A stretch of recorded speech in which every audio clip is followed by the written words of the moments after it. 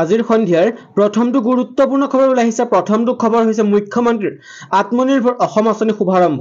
এবাৰ 25,000 যুৱক যুৱতীয়ে লাভ কৰিব 2 লাখকৈ টকা।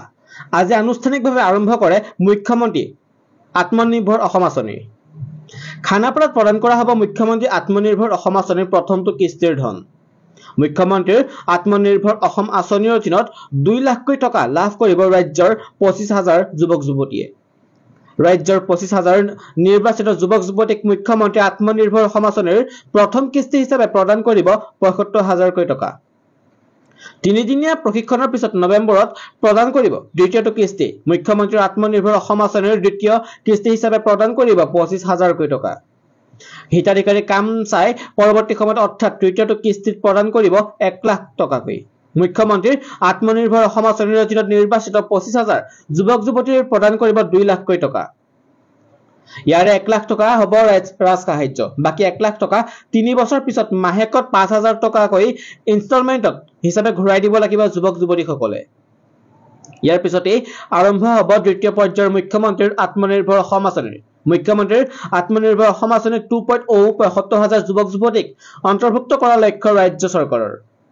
ইপিনে এডিআৰইত আহিল ভুল প্ৰশ্ন। সেৱাই কৰিব কি? আজি ৰাজ্যজুৰি অনুষ্ঠিত হৈ গ'ল এডিআৰই স্নাতক পৰ্যায়ৰ পৰীক্ষা।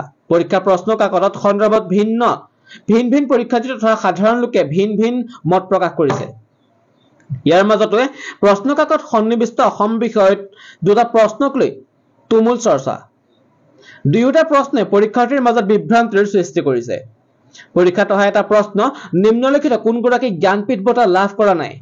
যি প্ৰশ্নৰ উত্তৰ বিকল্পত আছিল বীৰেন্দ্ৰনাথ দত্ত, নীলমণি ফুকন, হীৰেন ভট্টাচাৰ্য আৰু মামণি ৰয়ছম গোস্বামী। এই প্ৰশ্নৰ শুদ্ধ উত্তৰ সন্দৰ্ভত সৃষ্টি হৈছে বিভ্ৰান্তিৰ, কিয়নো প্ৰথম বিকল্প বীৰেন্দ্ৰনাথ দত্ত জ্ঞানপীঠ বঁটা লাভ কৰা নাছিল, আনহাতে তৃতীয় বিকল্পত থকা হীৰেন ভট্টাচাৰ্য জ্ঞানপীঠ বঁটা লাভ কৰা নাছিল। এতিয়া কথা হ'ল বহু বিকল্পৰ মাজতো যিকোনো এটা প্ৰশ্নহে শুদ্ধ।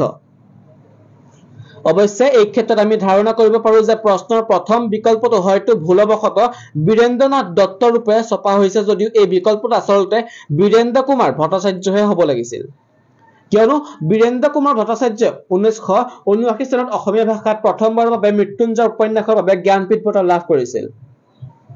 উল্লেখযোগ্য যে মামণি ৰয়ছম গোস্বামীয়ে তেওঁ দঁতাল হাতীৰ খোৱা দাউদা উপন্যাসখনৰ বাবে 2000 চনত অসমীয়া সাহিত্য দ্বিতীয়টো জ্ঞানপীঠ বঁটা অৰ্জন কৰিবলৈ সক্ষম হয়। আনহাতে ভাৰতীয় জ্ঞানপীঠে 2021 চনত নীলমণি ফুকনক সাহিত্যৰ ক্ষেত্ৰলৈ আগবঢ়োৱা তেওঁৰ অমান্য অৱদানৰ বাবে 2020 বৰ্ষৰ জ্ঞানপীঠ বঁটা প্ৰদান কৰে। এই বঁটা লাভ কৰা তেওঁৰ তৃতীয়গৰাকী অসমীয়া সাহিত্যিক। পৰীক্ষাত অহা এটা প্ৰশ্ন নিম্নলিখিত কোনটো অসমীয়া উপন্যাস নহয়?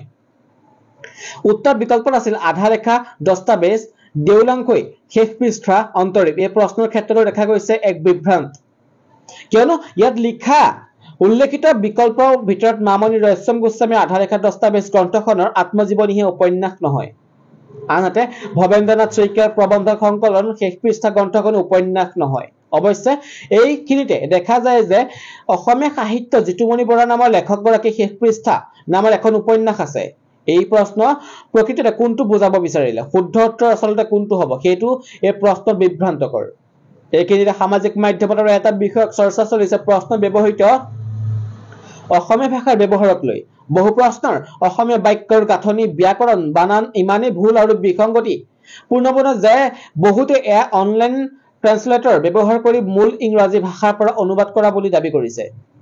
উল্লেখযোগ্য যে এডিআৰই স্নাতক পৰ্যায়ৰ পৰীক্ষাৰ আজি প্ৰশ্ন বিভ্ৰান্ত সন্দৰ্ভত এই পৰ্যন্ত সেৱাই আনুষ্ঠানিকভাৱে কোনো স্পষ্টীকৰণ দিয়া নাই। এই ক্ষেত্ৰত সেৱাই কি প্ৰতিক্ৰিয়া প্ৰকাশ কৰে সেয়া সময়তহে লক্ষণীয় হ'ব।